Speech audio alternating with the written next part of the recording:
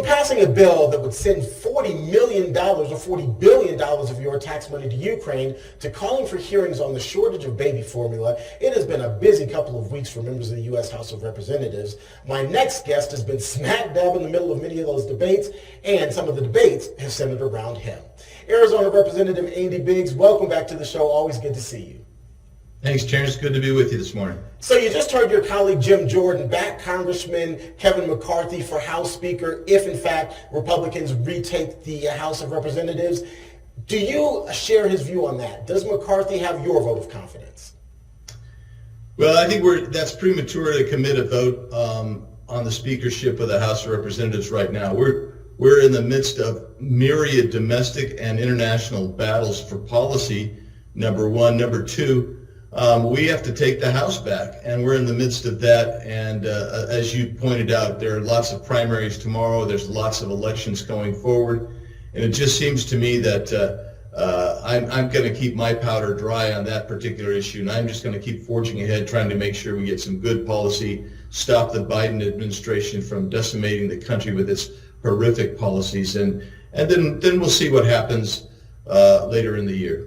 That's fair enough, but is your expectation that Republicans will retake the House? I think that's what many people are expecting. Is that your expectation as well? Yeah, I would say so. I know there's some people very optimistic saying that there'll be a 60, 70, 80 seat advantage for the Republicans. I think it's more rationally based on the districts that I'm looking at, 12 to 15, and I've kind of liberalized that, 12 to 15. But I'll tell you, Terrence, we are seeing more and more districts go to that should be safely Democrat go to toss-up because the policies and the American people feel it in the economy, they feel it in inflation, they see it in the border crisis, they see it in crime everywhere. I mean, you can't say that a baby formula shortage is not a crisis and that it isn't caused by this administration, which actually shut down the biggest manufacturer. And whether that was justified or not, they've had basically an unnecessary delay in reopening that formula company. And here's the thing: they should have anticipated that their action that they took several months ago would have a downstream effect on babies and moms and dads and families into the future. And they just have no capacity to understand how a free market economy works, including when the government intervenes and shuts down a plant because they think it's unsafe.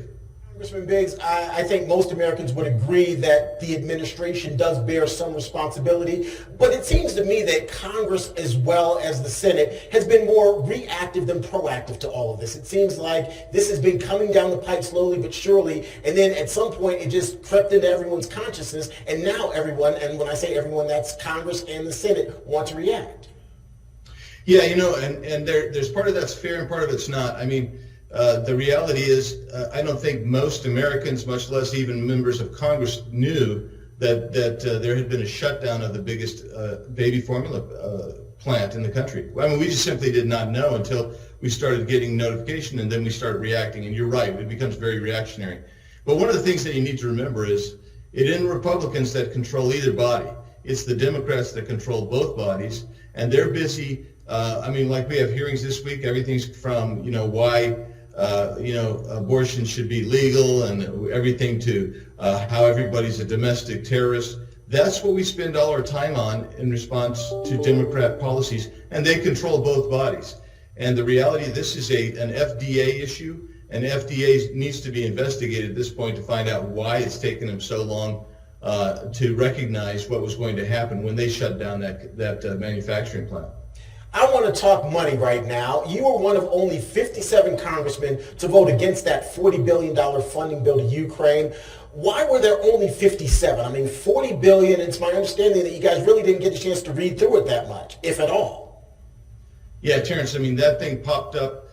They announced that they were going to have the floor vote on that bill actually before they ever even produced the bill for us to look at. So it was, in my opinion, it was grossly negligent on the part of members of Congress to go forward. But secondarily, there was no way to pay for that $40 billion.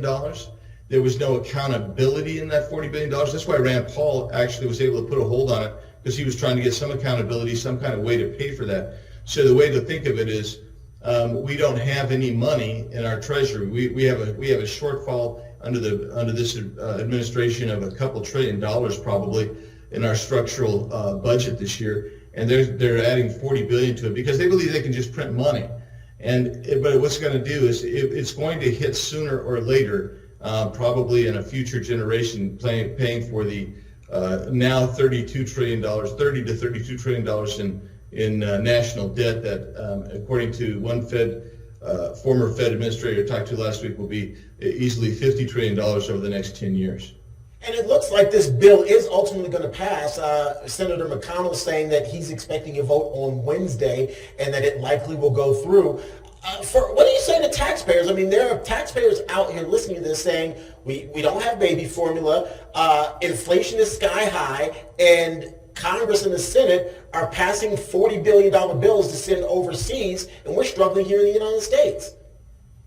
I tell them I agree with them, and that's why I voted no. But not only did I vote no, but I try to hold off-campus hearings because we can't have hearings because the Democrats won't even let us bring people in to talk about this stuff.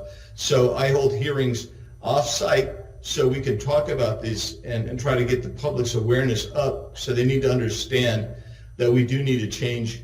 At least the legislative branch has to have a change this coming election, and that's what the founders said. You know, every 2 years you can have an electoral revolution, and we need an electoral revolution like right now, like today. So let's go closer to home there in Arizona. Title 42, of course, set to expire next week if the injunction that was filed by your state and several others isn't approved. What are your expectations about a ruling in that particular case? Will that injunction be upheld, or is Title 42 going away?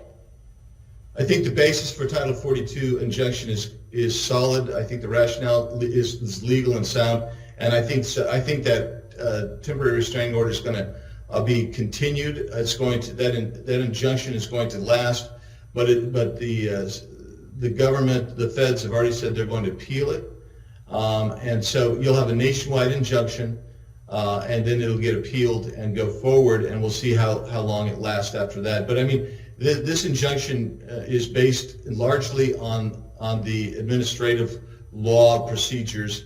The APA, Administrative Law Procedures Act, and they have failed. This administration has failed to follow that. So this is where we sit. But Terrence, you know this. It has such grave consequences if it is lifted. And that 18,000 a day. Think of that. That's over 500,000 people a month that will be coming in. That'd be a top 25 type city every month coming into the United States of America. And that's a floor, that's not the ceiling. And you've talked about this a lot. You know, you are in a border state. So of those 18,000 a day, they're coming to either California, Texas, Arizona. Yes, they may end up going elsewhere in this country, but you are ground zero. And I would imagine that's of particular concern for you there in Arizona. Absolutely. A significant portion of these individuals are going to pass right through Arizona. And a lot of them are going to be released, as they are now, right into our cities in Arizona because there's just no resources, there's not enough detention facilities to hold them. And this administration is overwhelmed, the Border Patrol is overwhelmed, and our local services are overwhelmed in Arizona. And that is why, right now, Governor Ducey has said he's going to follow Governor Abbott's lead and start sending these people to Washington, D.C. if they will go. We have the city of Yuma, which is a small border community, actually. They really have only one organization that deals with this to try to facilitate movement, and they're overwhelmed. They're designed for 300 a day, and they're having to move 800 a day in Yuma. And the facility there, designed for 800, has over 3,000 last time I was there a few weeks back. So we're talking about overwhelming numbers in our border states, and these people are going all over the country. And you and I aren't even talking about the fentanyl. We're not talking about the sex trafficking. We're not talking about the terrorist folks that are coming in. We're not talking about the violent criminals that are in, that even Secretary Mayorkas said undoubtedly are amongst the 800,000 people that his administration, under his orders, have already released. And so you've got a lot of people of interest that are coming into this country that don't really have great intentions for the United States of America.